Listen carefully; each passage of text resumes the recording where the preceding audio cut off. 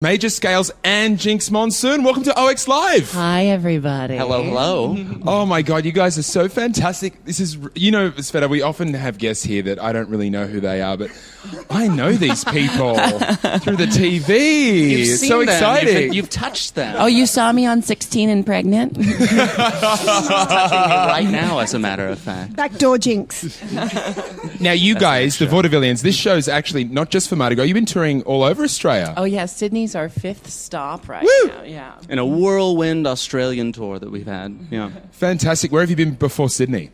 We started in Melbourne at the GH Hotel, and then we went to Perth for their Fringe Festival. Awesome. Then Brisbane, and we were most recently in Adelaide for the Garden of Unearthly Delights. Ooh, delightful. And then here, and then we are in beautiful Hobart after this. Oh, fantastic. Hobart. Yes, Oh, yeah. that's exciting.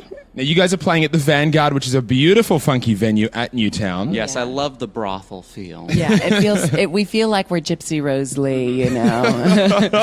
All of us. Tell us a little bit about the show. The show is about two vaudeville stars who have been frozen alive for the last century and have recently, thanks to global warming, thawed out, only to find out that all of their hit songs from the 1920s have been ripped off by pop stars.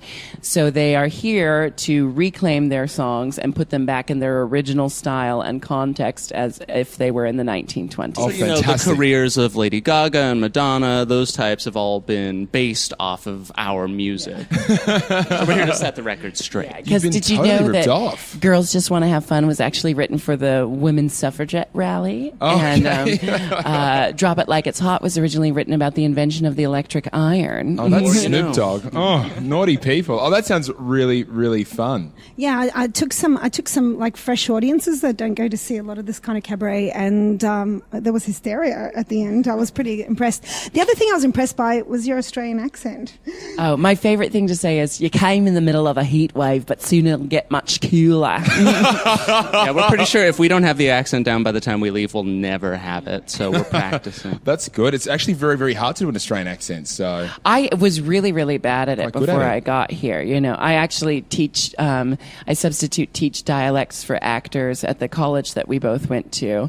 And Australian was the one that I couldn't teach to anyone. But now I'll be able to go back and own the Australian accent, because before all I could say was, look at me, Oh. look at me. Time for a pay rise, Jinkx. Time for a pay Or rise. Foster's commercials. Now, I caught you guys Monday night secretly here at the karaoke competition, knocking out a little bit of Love Shack. Just a little bit, yeah. I love to pull out my Fred Schneider impersonation when I can. You're We very met good at it, him. We Major. worked with Fred Schneider this year, and it's so funny because in the songs, his voice is very shouty and commandy, but in person, he just kind of talks like this. Anything becomes more interesting with that little drawl. Well, your version of Love Shack, you definitely knocked it out here, so congratulations. Oh, Beautiful. thank you so much. So one of the big things from last year's drag race that I remember was you had a condition where you would fall asleep. Does that? I'm just wondering. Yes, the narcolepsy. Yes, I was watching the show and I was sort of wondering, does that ever affect your performances? Well, it affects the prep time. Once I'm on stage, once I'm in drag and on stage, we're good. But it's kind of like the leading up to it. It's stress induced. So if I'm having a particularly stressful day, I might need to take a little bit of a longer nap, you know. I've never had to pull her out of the piano at any point, so there's no worries there. No need for any refunds. No. Now, talking about RuPaul's Drag Race, do you still keep in touch with any of the girls? Oh, I keep in touch with almost all the girls from my season. How about Roxy in Alaska? Well, Alaska is one of my best friends. Roxy and I text each other all the time, actually, and whenever I'm in Florida, I visit with her. There isn't one girl from my season, or frankly, there isn't one girl that I've met, period, from any of the seasons that I don't get along with. And all the girls from my season, even though we had our claws out during the competition, we're all very good friends now. We've actually got our first Australian entrant, in Yes, Courtney Act this Courtney season. Act. It's all starting this week. So Courtney Act, we're all rooting for her here in Sydney. Have you met her before? We haven't met her yet. We've been in contact with her, but never personally Yeah, I hit her up before we came to She's a Sydney. bitch. too. Oh no, I hit her up before we came to Sydney for leads on photographers and Some retweets.